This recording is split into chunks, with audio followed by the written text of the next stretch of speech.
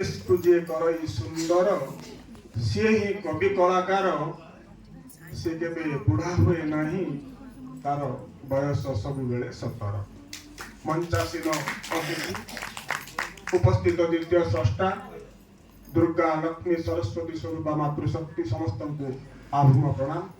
और कवितार शीर्षक पूर्णतार को गोटे पाद। सेदिन विभोर हेली विदायी सूर्यंकर कोमल किरणर शीतुआ संजरे भारी एका एका लगे तार आवर्तमान रे जी जी मो ठारू मते छड़ाई नेला वास्तव रे से मो प्रेमिका थिला। जी मो ठारू मते छड़ाई नेला वास्तव रे से मो प्रेमिका थिला। जहार मृदु छुआ पाई पुलकित हुए मोर जीवन सकाळ प्रकंपित हुए स्वर्ग मत्स्य पाताल। हृदय को हृदय रे मिसाई करे असंभाल झुरुची ताकू संजरु सकाळ। जहाकु नहीं जीवन जीवार नूतन कौशल फूलठू कोमल जह्नठू शीतल। फूलठू कोमल जह्नठू शीतल नव यौवना से करे आनमना ता हृदय रे स्पंदित मो जीवनर बेसुरा संगीत।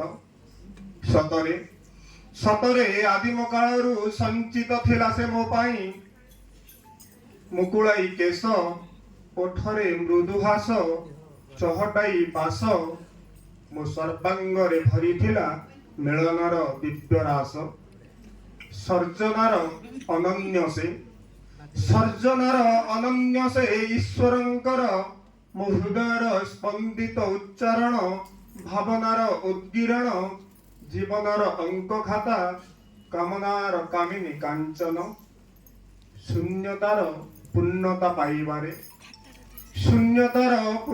पाइबारे आयुषर अमरत्व पथरे सत्य उद्भासित सीए मोर प्रतिटी उच्चांगर स्वप्निल उपवन रे प्रतिटी आश्वासन रे आउ कामनार मधुशाला रे अनुभव करे ताकू प्रणयर अनुभव रे विभोर करे मते से प्रतिटी स्पंदन रे वो आहत अनाहत रे आबद्ध करे भावनार उन्मुक्त पथरे प्रतिटी तप्त कामना मध्यरे छलनाहीन वास्तवतार मार्गरे मो हृदयर निवेद्य निवेदन रे समुद्रर विशालता बालीर क्षुद्रतारे सर्वत्र उज्जीवित मो प्रेम ता स्वप्नर अंधारी इलाकारे।